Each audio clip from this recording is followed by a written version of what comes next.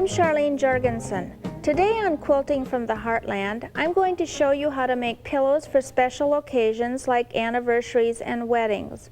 For the pattern shapes today, I've decided to use the miniature double wedding ring template set. This particular design is very appropriate to use for weddings because the interlocking circles represent the bond of marriage and also the rings that are exchanged during the wedding vows. The pillows that I'm going to be working with today look like this. I'm going to show you a couple of different ones. First of all, this one that happened to be used in the wedding is all white. The arcs are a white brocaded satin. The background is a satin, and then I have little birds in the center which are embroidered on the sewing machine using a satin embroidery thread. The connecting corners are also of a white satin fabric. Then on the center of the pillow, I decorated a little bit with a 1/4 inch ribbon, and then I tied on some fake rings so that it would look a little bit more decorated. The next one that I'm going to show you is different just simply because I put gold lame in the interlocking circles. It's very easy to change this pillow, making it appropriate for a golden anniversary or a silver anniversary by just simply changing the color of the arcs. And this particular one is for a golden anniversary. This one has ivory satin. I have hand quilted it with an ivory thread and then also finished off the outside edge with a ivory lace. The next thing that I'm going to show you is the runner that was used under my daughter's wedding unity candles. I put 3 circles in a row, and on the end, 2 end circles, we machine embroidered some doves again. And like I said before, this stitch is available on the sewing machine. It's not something that I did by hand. Well, let's get started now making the pillow for the ring bearer. The first thing that I want to talk about is the type of fabrics that we're going to use today. In all of the other programs, I use 100% cotton fabric, but today we're going to use lames, satins, and some brocaded fabrics. We will have to do a few things different when we work with them ahead of time so that they're a little bit easier to work with. This one happens to be the brocaded fabric that I'm working with, and then I have just the other fabrics in the order that I will be using them a little bit later on. The first thing that I have done to prepare for the pillow is I have cut a piece of satin the size that I need to cut all of the background, the mellons, and the connecting corners from. And I just simply figured that out by placing the templates down on top of the satin, making sure that I would have room for all of them on that fabric.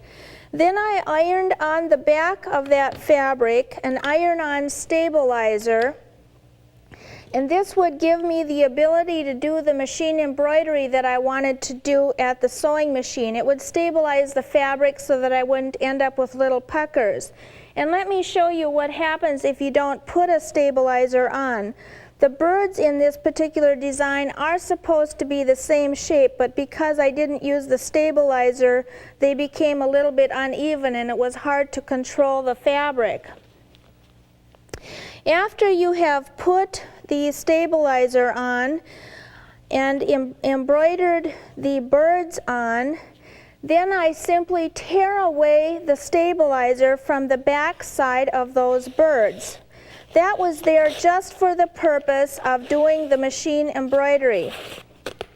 So after you take that apart and you've decided that you still want to do some more embellishing on the front of the pillow, probably you want to put the bride and groom's name and the wedding date on, then I have ahead of time put on a piece of typing paper the names of the bride and groom and the date of the wedding. I did it in a bold ink so that I could see it through the satin fabric. Then I placed the birds that were machine embroidered on top of that satin fabric. I placed the birds, on top of the name and the date, and I just went over the top of those letters, and I hope that you can see them through there, but I just lightly went over the top of those letters with a pencil that's made especially for quilters. Then after you have got the name of the bride and groom and the date on, you're ready to do some hand embroidery on the middle of the pillow. When I have that part ready, I put it into a little frame, and this one happens to be 8 inches by 8 inches, making it easy for me to work with. I like it because I can control the tension of my work when I'm working on it. Also, I can get at all parts of this small project very easily when I turn it around. I'm going to use a gold metallic thread when I do the embroidery by hand, and you just simply do an overhand stitch, which we call the embroidery stitch.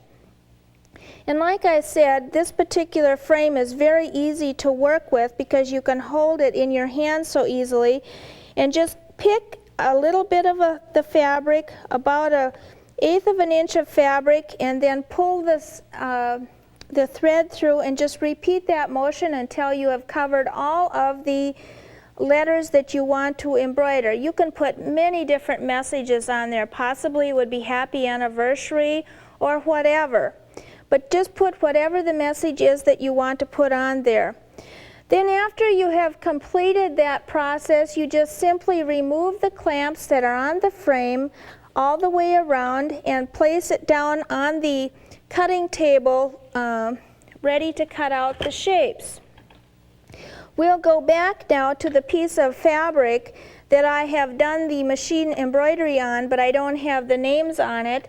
And I'm going to start cutting out the pieces that go into the center of the pillow. And for this, I like to use a small mat board because I want to be able to turn my work as I work around it. So place it up on a small cutting board and place your template down on top of there. Now it's hard to decide where the center of the birds or the template is, so ahead of time I made scores on the template so I could identify where that center was. And to find the center, I placed the template down on top of a ruler and laid it so that all of the lines were equal all the way around. And then I placed another ruler up on top of the center of it, and I just simply scored the center of the template in both directions with a stiletto. You could use any sharp object to do that and make that line going in both directions. And that's how I scored then the center of the template. I also use those score lines in some of my other patterns when I use the miniature double wedding ring set. Okay, so now let's put that template down on top of those birds, and I'll have no problem figuring out where the center is. And I'm going to use a small rotary cutter when I cut around the edge of this template. Just follow the edge of the template, and I'm slightly tilting the cutter as I work my way around it. It's a very simple project to work with. Notice that I have fabric grips on the back of the templates. That will keep it from sliding when I'm cutting around, especially on something like satin. You want to have something that will hold it in place. And if you don't turn your mat board when you're working, it would be very hard to make those nice cuts. There, that's how easy it is to cut out the center part of the miniature double wedding ring pillow. That's going to be the ring bear pillow. Then we have still left to cut the mellons and the connecting corners. And we're going to use the white satin for those, and then also the connecting corners. Now the leftovers that we have are what we're going to use for the mellons.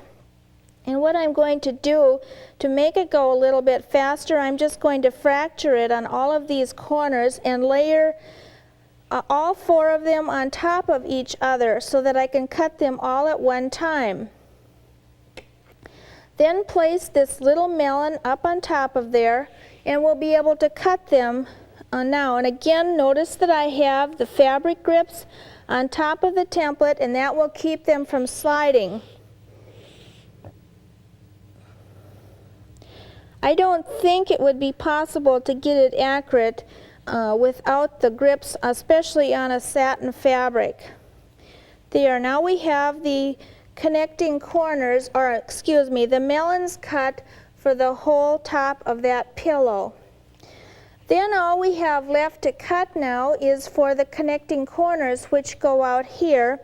And you do the same process for that. Just lay the fabric on top of each other, and I'm going to do the same thing. I'm going to fracture the leftovers and place them up on top of each other, and then place the connecting corner on top of those pieces of fabric.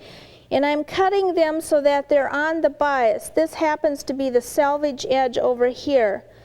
I find that it's much easier to sew the connecting corners in if I have them cut on the bias. And again, I have fabric grips on the back of the template to keep it from sliding. There, we've already got those cut. I still need about, I guess, 4 more of those, but I won't take your time to cut all of those now. But that's how you would cut the connecting corners. Then we have to decide what color fabric we're going to use in the arcs. And like I said before, we're going to work with some lame today or some brocaded satin. Either one will work in the arcs. And let's pretend that we're going to use the lame fabric and talk about how you would prepare that fabric ahead of time. If I'm using the lame, you can't iron on the right side of it. It just doesn't work out. It would scorch it and make little bubbles. On the back side, though, I have ironed an iron-on interfacing so that it will make it easier to work with. And when you're working at the ironing board, you would have the the interfacing with the sticky side facing up, and then you would have the lame on top of that. And on top of that, then the very last layer, just before the iron, you would have a pressing cloth. And I set the iron on a wool setting so that I don't hurt the lame fabric. That's all you have to do that's different when you're working with lame. And just remember that you don't want to touch it with the iron when you're working with it. Then if you're going to cut the arcs of it, I would cut several at one time, fold it into fourths, and lay the template down on top of it. And just like any other fabric, from here on you treat it the same. Just simply cut around the template, and you would then have gold arcs like this. If you're going to cut out of a brocaded fabric or something that has a pattern in it, you might want to select some of the larger flowers or something special in the design. And because you can see through the template, you can place that template where you want to on the fabric when you cut it out. So for this one, we're going to use the brocaded fabric, and again, just place your template down where you want it to go. And I'm going to cut off a piece of this because it wants to pull away from me. And I'm going to now be able to turn the board as I work. Okay, so now with a small rotary cutter, just simply work your way around the template until you have enough arcs for the whole top of the pillow.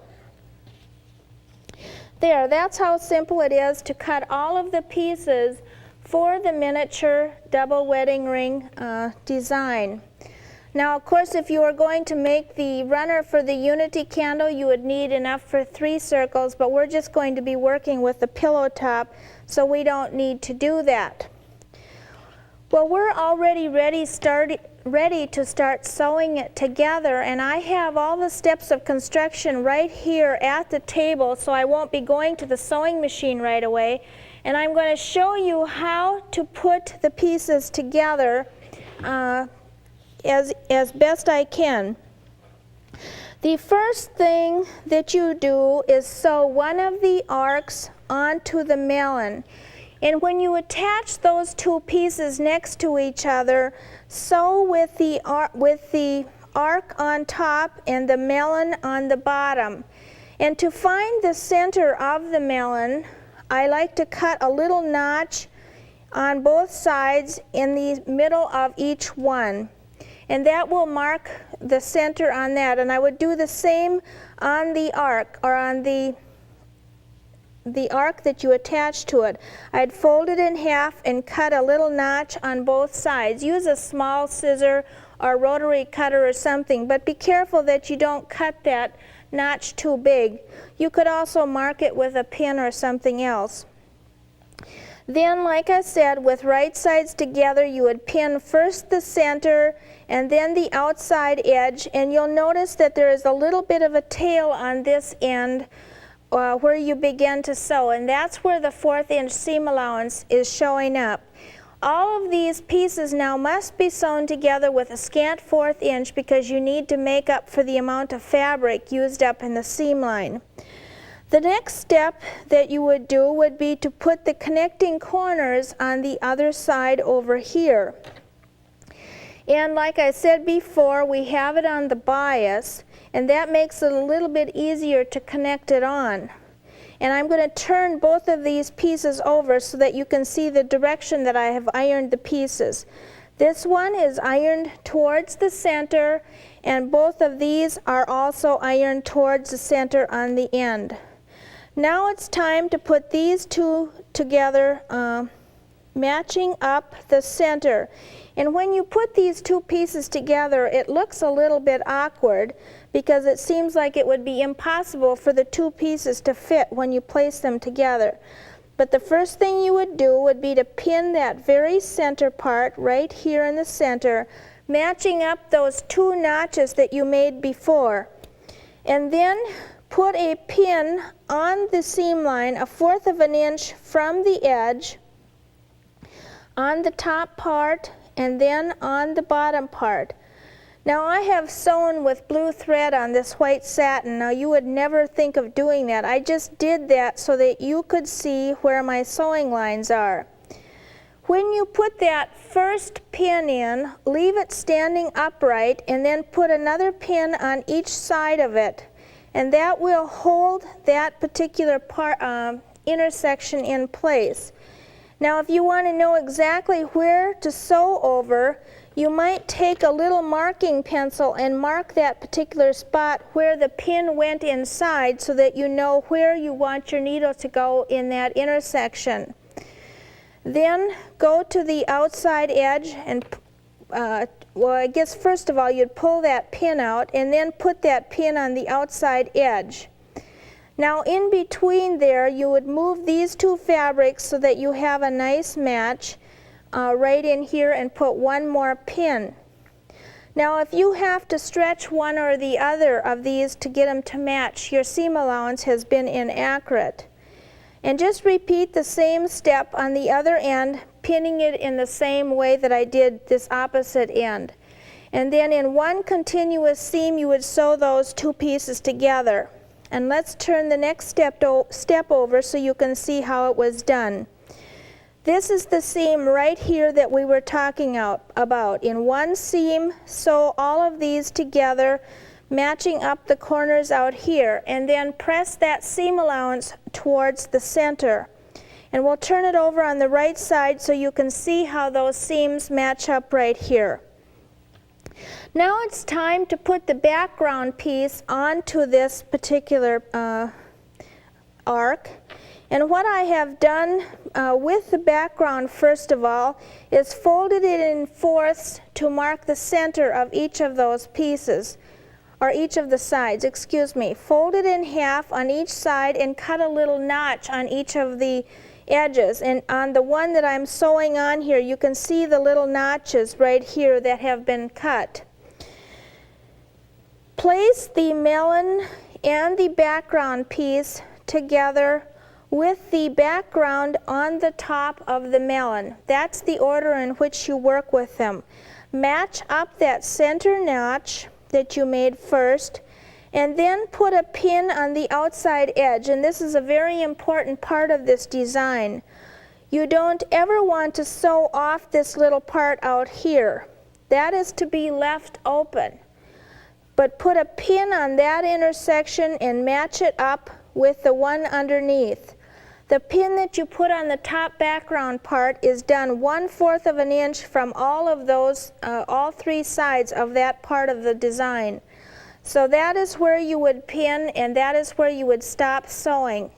Now this is the first part of this design that you do any back stitching in. You would back up to this part of the arc, and then go to the other end and again back up. And I want to say it over one more time that you do not sew through the end of this particular part of the design. That's where you stop sewing. You continue to add the mellons around all the sides of the circle until you have 4 of them added on. After you have all 4 sides added on, then you have still got to put the seam on the connecting corner in, and that's the very last part that you do.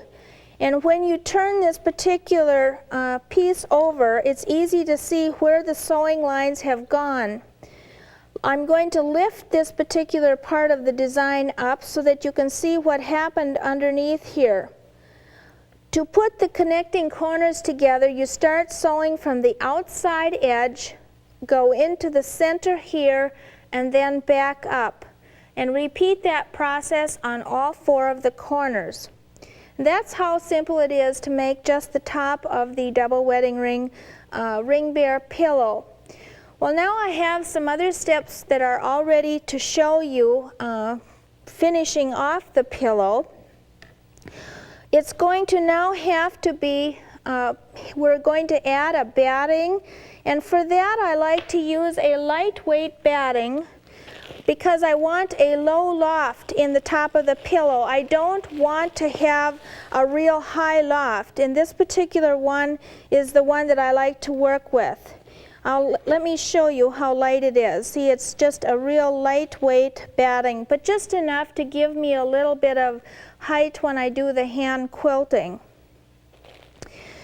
I have already got that step in progress, and when I put the 3 layers together to make the sandwich, what I did ahead of time was I put the back of the pillow down on a surface, and I used masking tape to fasten it on all 4 sides.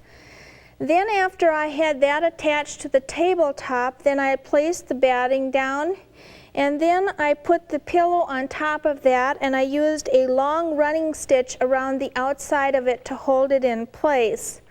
And then I could do some of the hand quilting that I wanted to do after that.